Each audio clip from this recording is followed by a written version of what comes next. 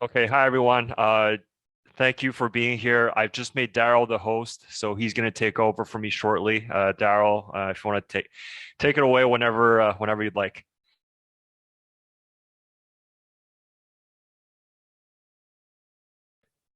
Sorry, Jack, I was muted. Um, I'm not sure exactly how you want to do this, but I have the three questions, I guess, that you had articulated to me. So we can start there if you want, and then I'll just go through what my answers are to that, and then we can go from there. Does that work for you, Jack? Yeah, so I got about 65 questions, so I've kind of tried to narrow it down to three broader ones. So we'll hit on those first because I've had multiple people ask kind of more or less the same things, and then afterwards we can go more free form and go Q&A. Okay, sounds good. Let me just share my screen. Okay, so the first question had to do with playing contact. Jack, let me let these guys in. I think everybody's in now.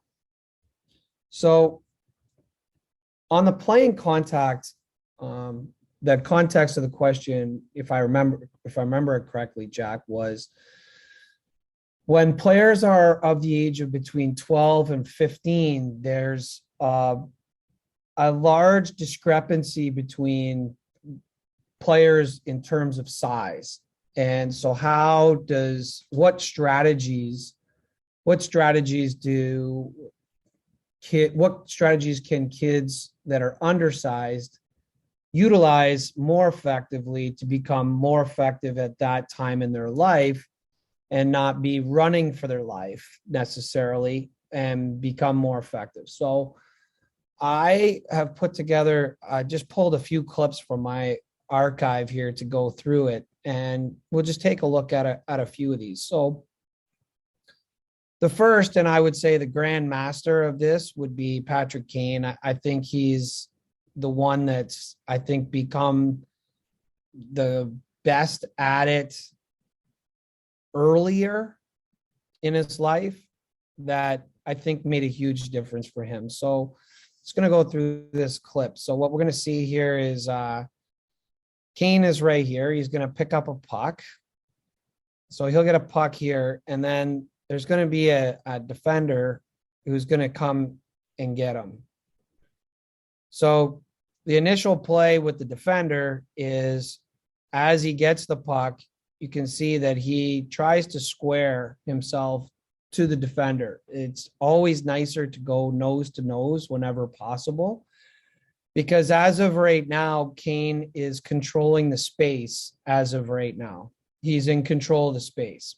And so what now he's going to do is he is going to then get body position by moving first.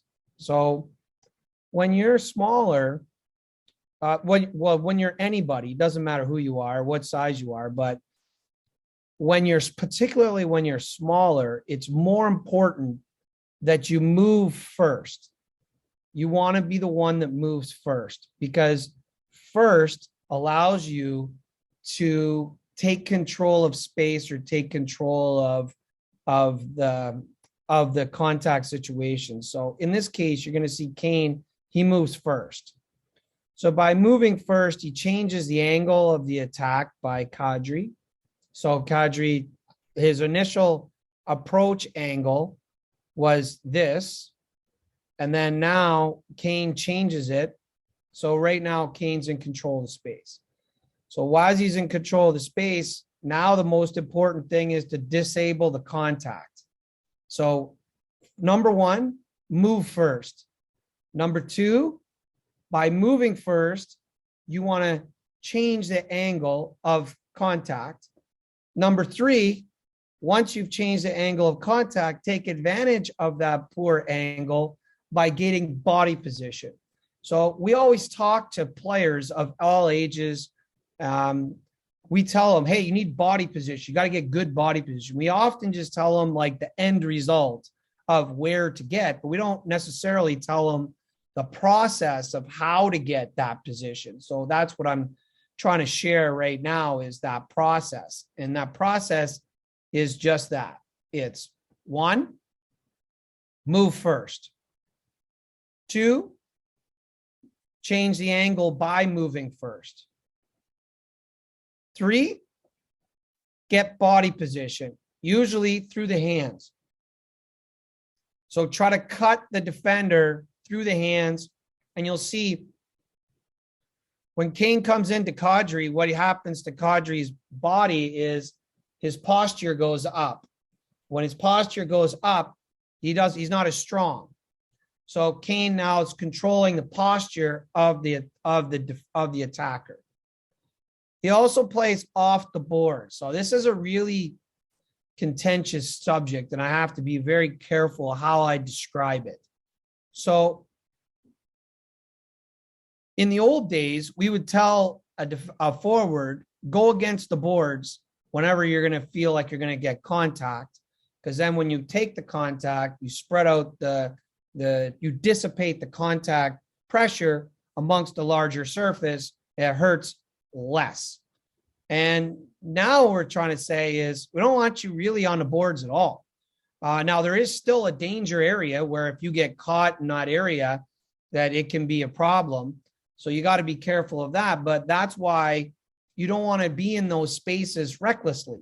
You want to be in those spaces proactively, which is what I'm talking about here with Kane. So number 1, move first.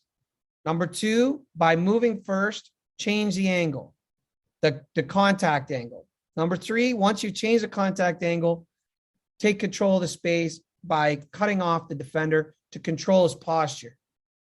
Number 4 is now you're off the wall, which now gives you a trap door to skate into. And now you can see Kane gets through that one-on-one. He's able to make a play, and he barely gets touched. That's a really important skill. Let's go to the next one here. So this is now, let's go with this one, Raymond. So this guy's one of my favorite players in the NHL right now. I love this guy. This guy is Lucas Raymond for the Red Wings. This guy is a master of body position. He's really, really, really good.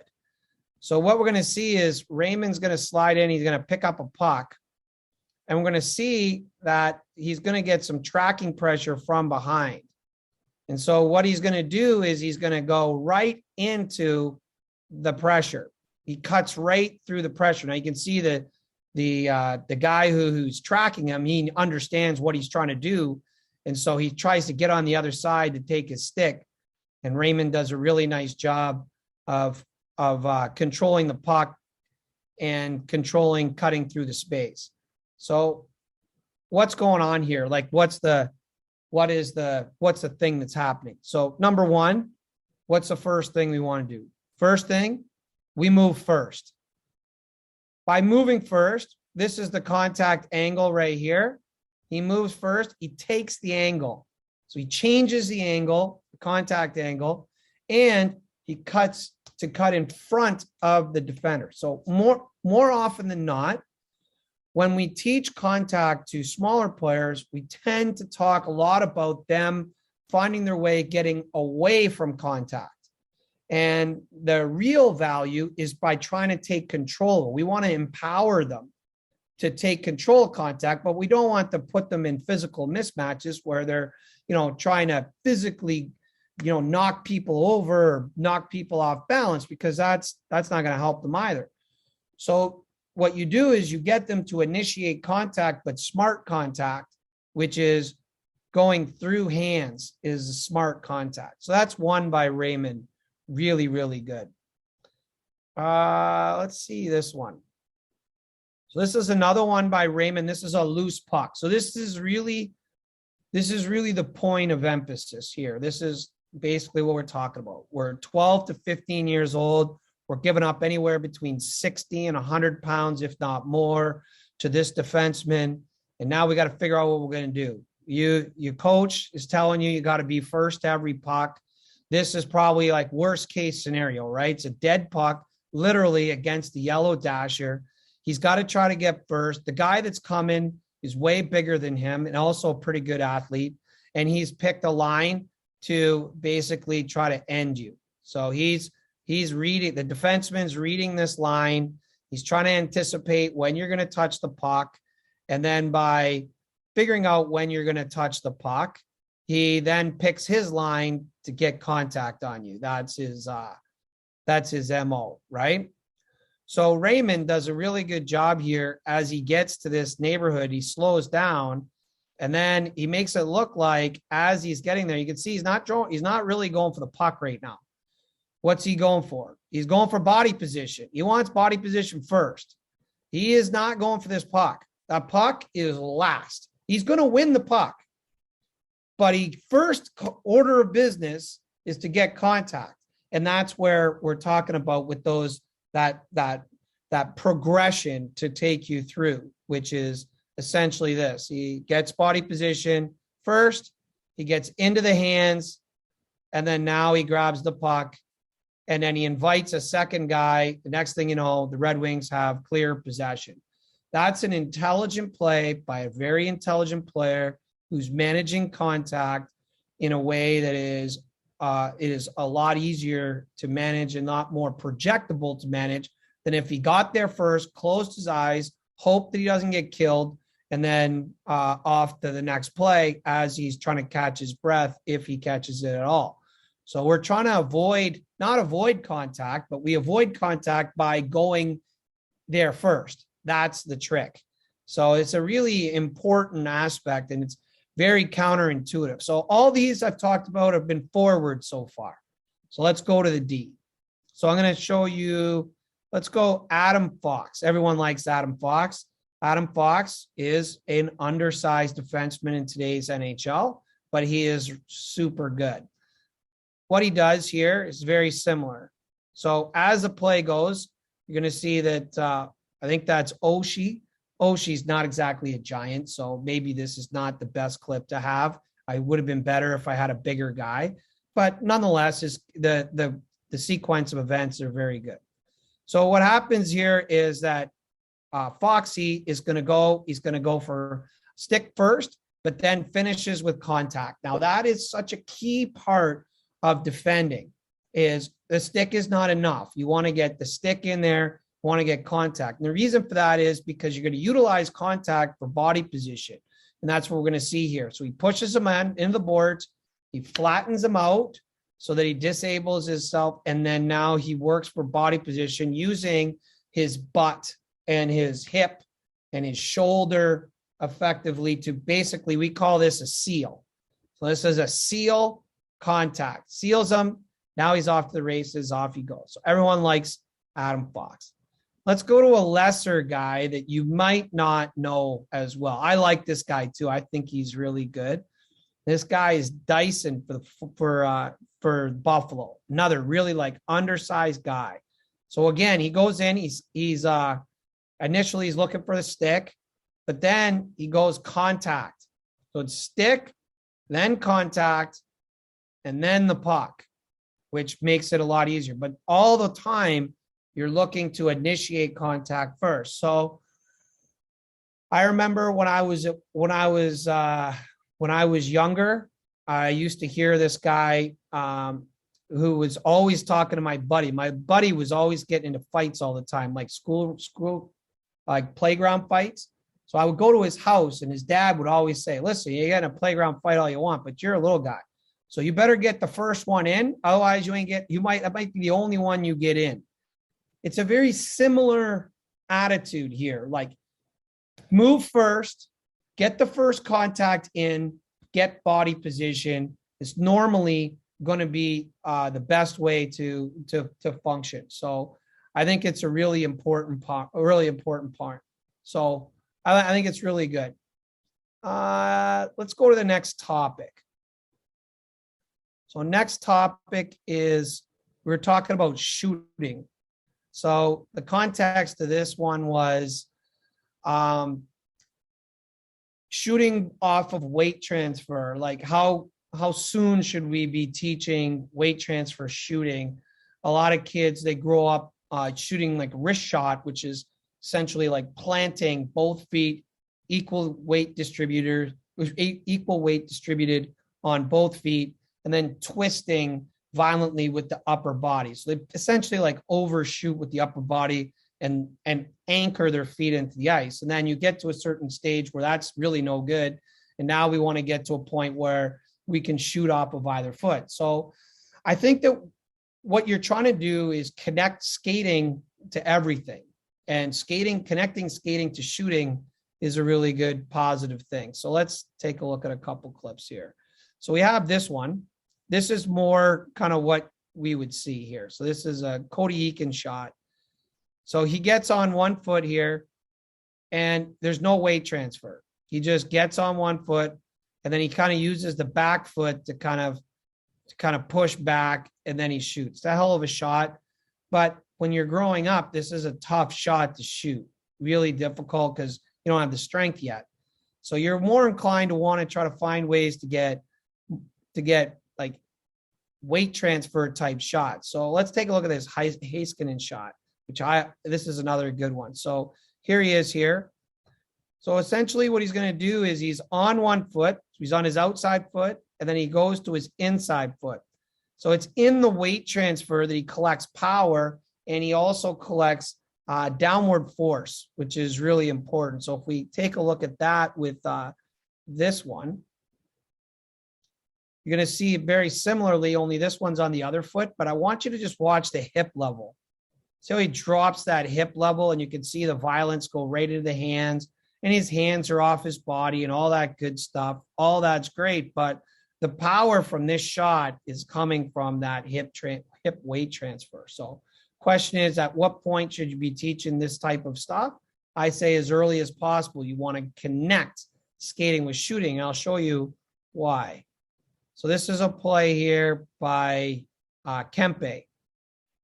So he's skating up the wall here. He goes in on an inside cut. Let me move this out of the way. Goes on an inside cut. He's inside that skating, and then all of a sudden he shoots. That's basically when you get to a certain level, that's kind of how you have to shoot. It's in the middle of something else, which is why skating is so important. So that was the second one. And then the third one was hockey sense, and the idea behind different strategies to teach hockey sense. And so I'm going to show you what I think hockey sense is. I'm going to give you 2 or 3 like ideas surrounding hockey sense. Obviously, hockey sense is a massive topic, and I'm not going to be able to cover everything, but there is some interesting things here. So let's watch this one. So this is Mat Barzal, and the hockey sense aspect that I'm going to focus on here is multiple possessions in a sequence. So it's really important, if you're any good and you have great hockey sense, in a single team possession, you'll probably touch the puck multiple times. That is a big factor because of the low success rate of scoring in the NHL and in a lot of leagues. It takes a lot of shots to score. And so when you get to that point where it takes a lot of shots to score, you need to touch the puck a lot. So here's Barzal. That's his first touch. So that's one. Now he moves over to the other side, competes for a puck here, gets body position. That's exactly what I was talking about before. So that's his second touch. Now he's moving again in support. Third touch. Fourth touch. Now, this is the stuff that we see Mat Barzal do. We're like, wow, this guy's unbelievable. Like, that's phenomenal. But it took him 4 touches to get to that, which is not atypical of that player. It's so important to be able to get to that kind of stuff. So I think it's a really important aspect to take a look at. So that's one. So I wanted to just highlight that. And then the other one that I think is also important is this one.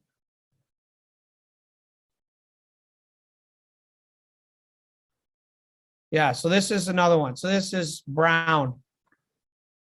This is another part of hockey sense, is understanding. So on his way back here to strip the puck, he knows what hand the guy with the puck is. And so he's just going to wait for that guy to bring the puck back to his forehand, and then he's going to strip him. That's an aspect of hockey sense, understanding handedness, understanding attack routes. So those are two that we can talk about. One is how often do you get the puck in sequence? How many puck touches do you actually get in a game? And then this one with the strip takeaway, by understanding the handedness and being sneaky is another great aspect of it. This is one more that I'd like to show, which is anticipation. So we're going to watch Tkachuk here. Now, Tkachuk is normally known as a rough and tumble kind of guy, on the forecheck, heavy. Watch this. Reads the play, reads the play, sees it coming, and gets a takeaway. Just a smart anticipation as he reads what the options are. He sees the handedness of the defender. As soon as that defender lifts his stick, he knows he's either going to go this way or he's faking to go this way. So he guesses right. He gets a free takeaway. So using anticipation by also reading the conditions, what's going on, and is a really important aspect. So how early can you teach that? Pretty early. So I don't know, Jack, do you want to open it up for some questions? Yeah. So what we'll do here, we do have a time limit. So what I'll do is, let's all go into the chat, and whatever question that you like to post to Darryl, I'll wait like 15 seconds and I'll take two questions that I like, and then we'll talk about it, because I know, Darryl, you like to, expand on things, and then I'll hand it over. There's no substitute for detail, Jack. Yeah. So everybody go into your chat, send us your question, and then we'll take two of them. Well, the pressure's on.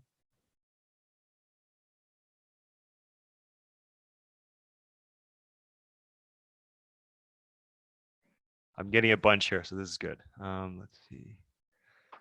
Okay, so this is a question from a KHL video coach. Okay, and this is an interesting one because his question is, what's the best way to transition from a support role as in a video coach into a skills coach or someone who's on the ice? Well, the only way to do that is through results. No one really cares what you're doing or what you did. No one really cares, genuinely. What matters is results. So you need to go find some kids that you can work with in the off season, and you need to make tangible results. I don't think there's much of a shortcut for that. Player development is really a results-based thing, and you got to find a way to, if you're really interested in transitioning, leverage your ability to study video, the ability to recognize video, and you got to go find people to work with that then can be your conduit, your ticket.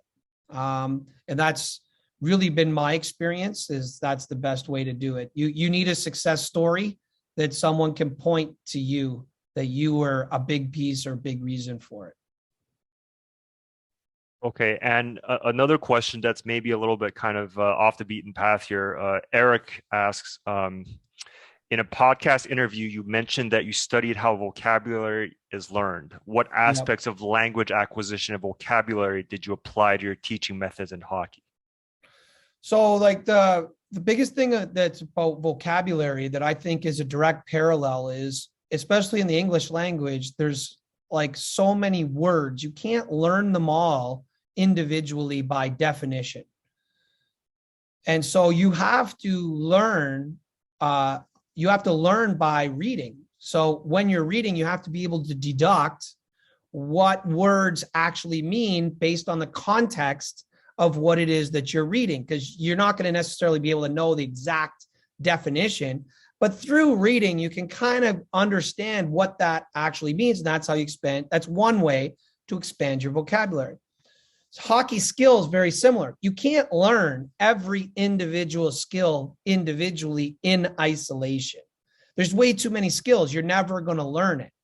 What you want to be able to do, and the parallel that I had was, in the way in which you structure the learning environment towards reading is very similar to the structure in which you are learning skill. You get a core skill that you understand, you attach that to something else. So now you have two skills, you work them together. Implicitly, you start to add other things to the mix.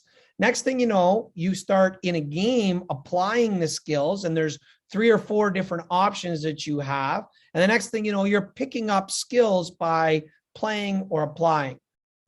And so I think that that's really important. But the thing that gets lost in our way of extrapolating it, we just talk about putting them in games. Let the game be the teacher.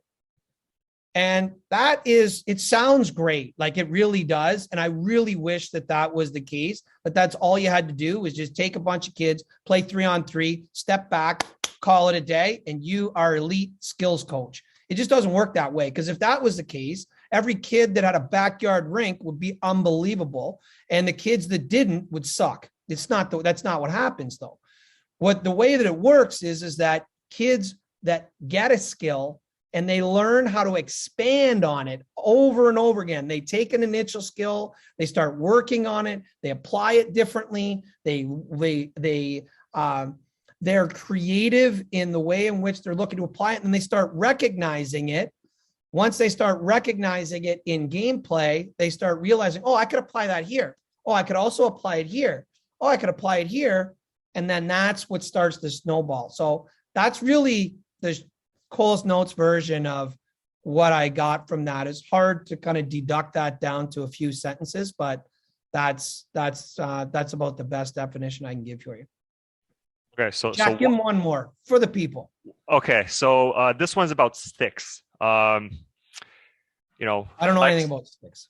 Flex, curve, length. What do you recommend, or what do you see that works or doesn't work? What doesn't work is when we tell them what to do, especially if they're really good. I don't really talk to people too much about sticks because I feel like there's a personal preference. What I do know for sure is whatever it is that you want to change in your stick, whatever you think you're gaining, you're going to take away.